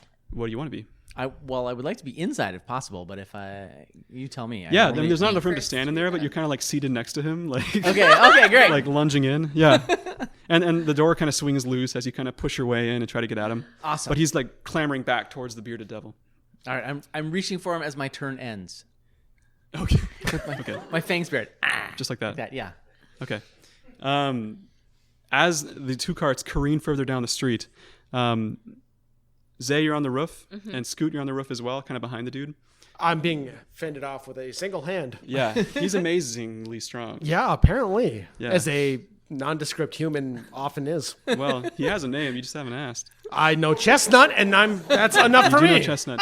Chestnut is, for the record, doing admirably. Like, as a horse, with all this stuff going on, all the horses are doing a great job. There's only one I care about. Well, 2. Chestnut. Chestnut What about and then Terry. Yeah. In that Terry's order. like, thanks. Thanks, Scoot. Don't tell Terry that. He already did. Terry's psychic. Oh no! I totally lost my train of thought. Weird. Why? Oh, yes. So, So I'm on the roof. suddenly, and from he's- behind you, from another alley, another wagon comes pouring out behind the 2 What wagons. the hell? This one's a dray. You recognize it as a double-decker thing, like filled to the brim with black leather-clad Zentrum agents. No! And they're all like waving their swords and crossbows and like coming at you like a clown car full of This thugs. truly is an The next action wagon movie better now. be purple. Yeah, and they know exactly which one is you guys too because of the purple. We're glowing. Yeah. The Foomp somewhere is terribly jealous. I Yes. made a terrible mistake. However, they're kind of trailing behind, like the wreckage left by these 2 carts as they plow through, like all the floats and whatnot, are kind of slowing them down a little bit. So, you just went, Lark? I did. Scoot. What do you want to do? I still kind of want to grapple throw this guy. Okay. You wanna try Especially again? since there's now. Did I see the Zentrum? Yeah. Okay. Yep. Well, human body might be something that really distracts them for a short period of time. Yeah. And so I feel like I should probably try to grapple throw this guy now Please. that. And while I do this, I yell, "What's your name?" That is going to be. Can I use athletics for that since it's a grapple? Well, Like it's your strength plus proficiency, anyways. So. Okay, so 11. 11. Okay. Better than average. He's not wearing any armor actually, and so we'll say that works. So Okay. you want to throw him? You know what? If I could release German suplex over and it gets all the way, that's great. If not, I'll let you So guys you're all just know. gonna kind of wrap your arms around from behind and just like. Phoom. Yeah, just like the where classic, it goes. Suplex City Brock Lesnar sort of Okay. get out of here. I just want this cart to stop, basically. I want Sure, this sure. chase to end. Sure. I can't really attack people efficiently if things are moving this much. So he goes flying over Zay, tumbling backwards behind the two carts, Did he- Scott, can did- you edit in the Wilhelm scream right here? Yes. Okay, great. and he's like, "My name is Wilhelm!" and And I yell, "I'm sorry, Wilhelm, but not that much. he's like, "Name the scream after me, please." I can't. Somebody did it before me." And do you like watch to see what happens? No, not in a German soup. You hear kind of a crunching noise behind you. Oh, And the sound of horses whinnying and slamming around. I'm assuming clear. that was something that I didn't do. That was Yeah. some other chase happening Yeah. behind me. That was not a direct result of my actions, and Wilhelm doesn't really have a family. You guys are the good guys. You guys are the good guys. At this point, everyone make a dexterity. Morality check. Everyone switch to neutral for good. Yeah, no. Make a dexterity save. Everyone. Dexterity on. Yep. Okay. That's not my skill. Oh, crit fail. What? I need a different die. 15. 15, 4 4, with a crit fail. 11, 15. 4. Scoot. I got a 15. 4. 15. Oh, and I have advantage on dex 15, saving 11, okay. throws against effects that I can see. Oh. Oh, I got an 18.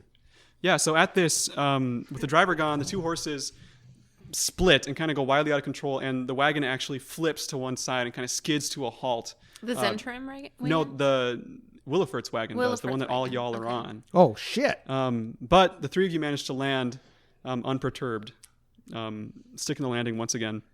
Terry kind of circles the SWOJ around and wheels it to a halt. Lark, I'm inside. you are inside. You Good job, dude. are kind of crushed beneath the bearded devil and Willifert as the thing slams into the wall. Technical cuddle puddle. Yeah, it seems like the two of them are stunned for a minute. Ooh, you're welcome. Nice. Yeah. Go ahead and drink their blood or whatever it is you do down there. So Yeah. as When the four of you're- you collect yourselves, you suddenly see from like from within the cabin, a little bit just out of arm's reach of you, Lark, coming from the bearded devil in that direction, a small stone start to float out of the wagon, out the window and up the alley. It's about 10 feet away from y'all. You're From out of me too? you're out of initiative now. Oh, I got it. You're like crushed under these dudes, like you're pinned at this point. There's a So- stone and it's floating. Get it. I want to get it and shove it in my bag of holding as fast as I can. So you're like jump towards it. Yeah. Okay. How is it floating? I don't know, but I don't care that much. Yeah. It seems like there's something carrying it. It's kind of straining under the weight. Oh. Yeah. Terry, can you talk to the stone? I I think real hard at Terry. it's not saying anything. Okay. I want to pull my dagger and throw it just above the sword, or just above the stone. Make a range attack roll. What am I doing? With disadvantage, because you can't see what you're aiming at. Wow. So it was 11 the first time, 19 the second. 11. Dex. With your mod? 14. 14. 14 hits. So your dagger sinks into something that's carrying the stone, and out of invisibility comes a small imp, similar to the one that you saw in the Gralhund Villa on top of the book. It's a small red winged creature with a scorpion tail, and there's a little knife kind of like shot through the heart, and you're to blame. And Thank and you it for putting tumbles. that into my head for the rest of the freaking show. It kind of goes flying, and the stone goes flying as well down a nearby alley. as the momentum from the knife kind of takes it and launches it. I'm sprinting after the stone. Okay. That was the first thing I did. What did? Like, the first thing I did was head over towards the stone. Like, Okay. I wanted to run and grab it and shove it in the bag of holding. Okay, so you're like running under it, and you see this knife hit this imp, and it goes flying, and you're like running under it, ready to catch it. Make another roll to see if you catch it. Is this acrobatics again? Yeah. Okay. 13. Sure. Okay. Yeah. Scoot. You catch the stone. As you hold it in your hand, you go unconscious. What? You collapse What? into the street, into the corner of this alley. You all see Scoot go limp, holding the stone like a football almost. It's an infinity stone. Damn it. No one told me. His eyes are like racing, like he's like REM dreaming. More music I have to look up. Scoot, Thank you for the few of you who got that joke. you hear a voice in your head like no other voice you've ever heard. Good, because I'm really great at taking notes during the show. Yeah. Well, luckily we have a recording. Oh, balls. We'll see how I didn't even think of that. A voice in your head says, "We are eternal." And then a flash of images bursts through your mind. Oh, shit. You see a crypt similar to the one that you were just in. You see the waves of the ocean. You see a dolphin leaping out of the ocean and then plunging back down. And then it sinks down into the depths. This dolphin is like the perfect dolphin. It's like huge, kind of sparkling, and it kind of glows as it goes down to the darkness. Cool. All of a sudden, as you're kind of following this dolphin in your spirit dream vision, you see a colossal shape sort of take form behind it. A bigger dolphin. Yeah, a bigger dolphin. No, it's countless tentacles kind of fan out around this dolphin, and a mouth like the size of the statues in Waterdeep, the giant, the Honorable Knight statue. A round mouth full of teeth ringing it all around that kind of spin around like a lamprey. Sort of descends down onto the dolphin, and just as it starts to close around the dolphin, you wake up again, and you're holding this stone in your hand. It's kind of shaped like an avocado. It's gray and green and purple. Y'all see Scoot go limp for about 10 seconds. I'm still laying under Williford. I think. You can kind of claw your way out. Williford's unconscious at this point. And The bearded devil is stirring and kind of trying to get its bearings. Scoot! If I can claw my way out, I'm going to run towards it. Am I still a were-ferret? If you're in the moonlight, yes. I feel like I'm inside the cart, so maybe I'm not. Did I turn back into a human that fast? Yeah. Yep. Okay, then I'm going to run towards Scoot. Okay. What do you two do, Ilka and Zay? Is detect magic going to tell me anything about what will block this unconscious thing? Like, can I? It would tell you what school of magic is the stone most strongly. Yeah, I'm going to detect connected to? magic on the rock. Okay. So you focus for a second on the rock that Scoot's holding, and you sense powerful magic, like a higher level than anything you've seen before, and a strong transmutation aura coming from it, which is the kind of magic that turns things into other things. For y'all who haven't read Harry Potter yet. Spoilers. Yeah. So Zay, what are you doing? I'm searching for my notes for what the witch told us. The one who lent us her underwater submersible told us about the thing that he's talking about right now. Grinda Garlisle. Garloth, close. Grinda Garloth. She didn't say anything about the Stone of Golorr, did she? So are you just staying in like She the high road? You're just like did. standing out there, Zay? Or are you like joining them in the alley? I joined them in the alley as I Okay. ponder this thing. Okay. So the four of you are in the alley, standing around Scoot. Scoot, you come back into consciousness really groggy. No, I'm cradling Scoot, and I'm like yelling, "No, why?" And then when he wakes up, I'm like, "Oh, you're fine." And I just like, Then a hard thump of my skull onto cobblestone. yeah, then I just drop you. Yeah, that's fair. Yeah. I'd do the same, I'll be honest with you. Okay. Hey, we should get this rock out of sight and us out of sight really fast. As you say that, kuthunk, kuthunk, on the rooftop above you, you hear the cry of a griffin. Oh my We'll god! work that. Turn that. That feels like the audio was really hot, Scott. So just Yeah, my left ear is really not happy right now. And you hear a familiar voice. The sound of the City Watch Captain Eustace Staggett. It is, Captain Staggett. Oh, Captain Staggett. And he says, oh, my notes are all mixed up. I'm going to quickly stand in front of Scoot so that he doesn't see that he's holding the Stone of Golorr. You mean the avocado? Yes. Okay, nice. Who has the bag of holding? Scoot, Who has the Scoot bag? does. Scoot. He says, SWOJ, we know you're down there. You're surrounded. And I'm sorry, but you're under arrest. Hi, Captain Staggett. What? We can do this gently, or we can do this otherwise. It's up to you. Under arrest for what? Saving the parade?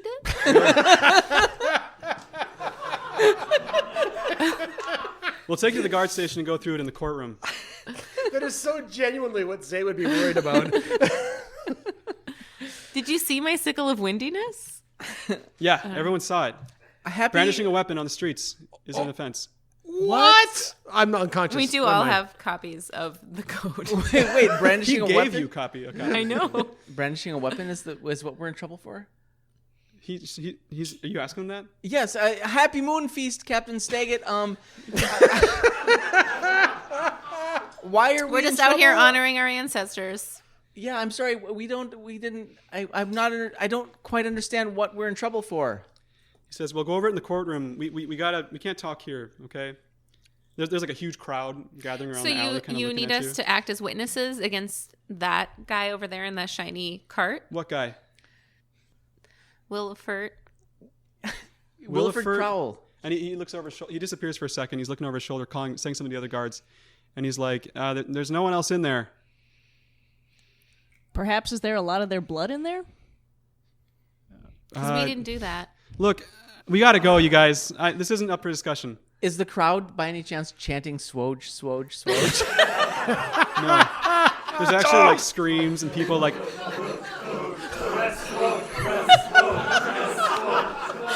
Arrest SWOJ. Okay. F you, sir.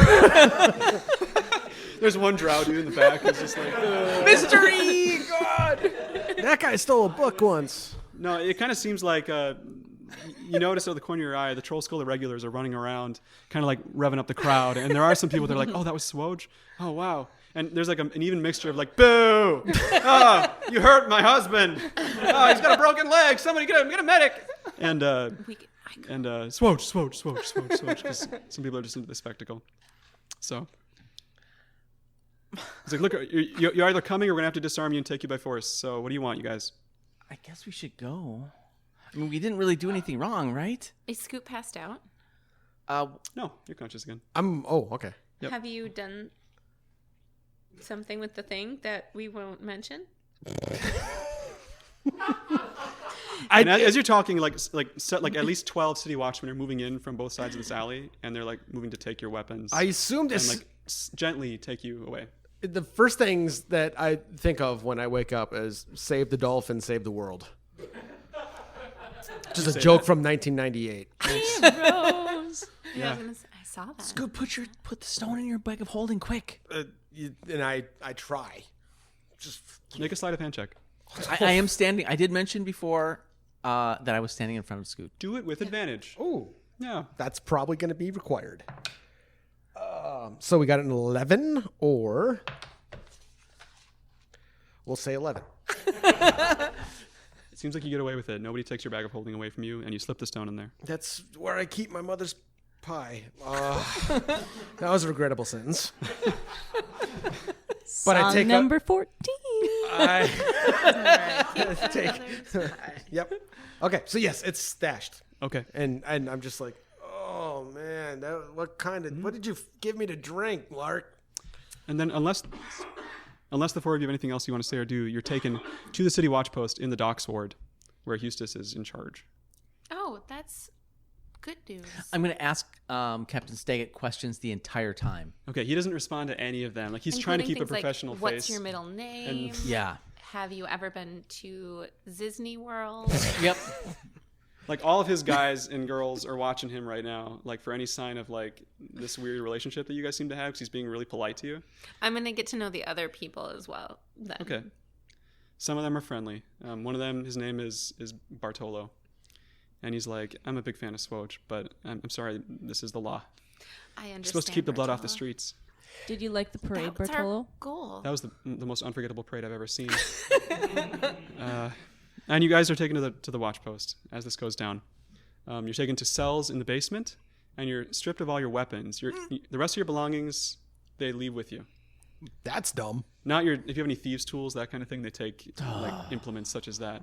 But like just your general like your pouches, your bag of holding stays with you. All of them? Every pouch?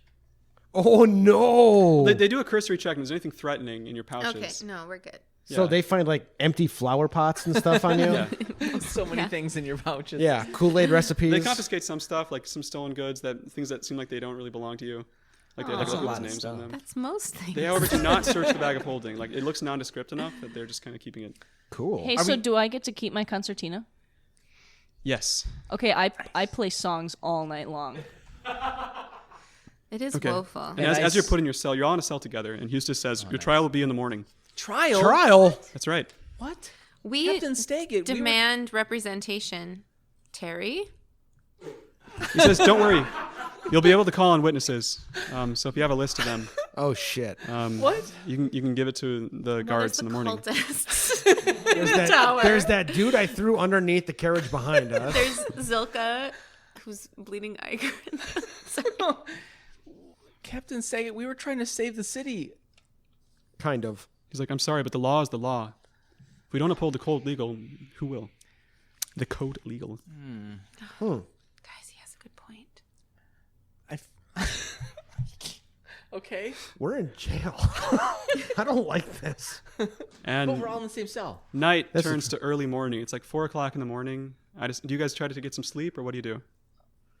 Yes, I would like to take a long rest. Okay. Yeah. Yeah, I should most- probably sleep off whatever it was I felt. Yeah. I'm lulled to sleep by Ilka's concertina playing. It is really relaxing, despite everything else. It's not like a the terrible jail blues, cell. right? It's like, "Dun, I don't. No one understands. It just, yeah. I'm gonna sleep perchance to dream Aw. of unicorns.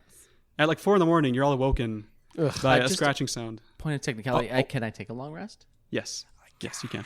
Okay, good. Thanks. And during this long rest, you all level up, just for the record. However, in the middle of the long rest, you're woken up by Captain Staggett, who's like he's panting, and he comes to your door and says, "I don't have much time, but you all need to know. The presiding magister for your trial tomorrow is corrupt. I think he's been paid off by the Castellanters. I don't know what you did to piss them off. If you have any messages or goods you want me to deliver to get out of here, anything I can do to help you, let me know. And we'll call it right there." The end. Thank you all. Twin Portals is produced and edited by Scott Hebert. The adventure is created by our Dungeon Master Matthias Valero, and the rest of the Silver Waves of Justice are played by Kendra Carlson, Beth Brophy, and Justin Peck. Make sure you come join the conversation on our Discord server. Details are available on our Facebook page. Make sure you like us on there, and be sure to check out our Instagram and Twitter pages. If your podcast list is looking a little thin, go subscribe to our friends at Horror Rewind, the nearest stars, and take it with you. This activity is made possible in part by the voters of Minnesota through a grant from the Arrowhead Regional Arts Council, thanks to a legislative appropriation from the Arts and Cultural Heritage Fund. Thank you to Leeland Campana for use of his song Avernum as our theme song. Thank you to the Renegade Theater Company, Teatro Zaccone, and Mary Fox for supporting us and giving us a place to record. Thank you to John Brophy for donating his time and talents in light and sound design for the live show. And thank you so much for listening to Twin Portals.